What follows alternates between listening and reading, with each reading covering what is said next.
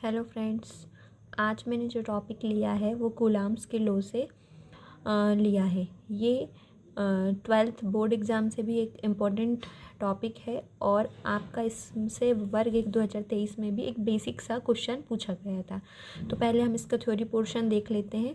क्या है, दो स्थिर एवं बिंदु आवेश Q1 और Q2 एक दूसरे से r दूरी पर स्थित हैं, तो उनके बीच कार्यरत आकर्षण या प्रतिकर्षण बल है ना।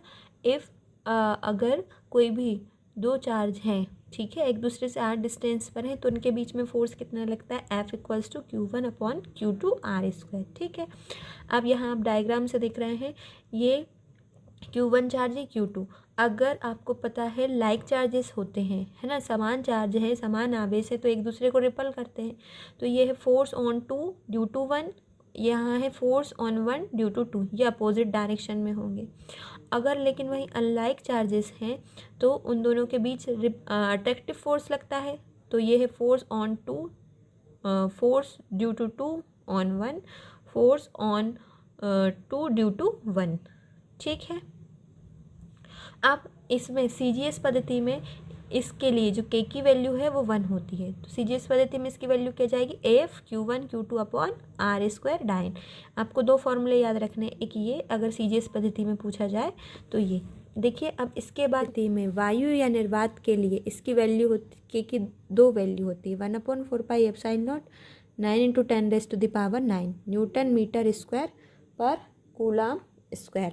अब ये आया कैसा है, देखिए मैं वो भी बता देती हूँ। उसकी जो यूनिट आई है वो कैसे आई है, देखिए F/Q1/Q2/r²। K की वैल्यू निकालनी है तो आपने K के लिए फॉर्मूला बना लिया, तो यहाँ से आ गई न्यूटन मीटर स्क्वायर पर कूलाम स्क्वायर।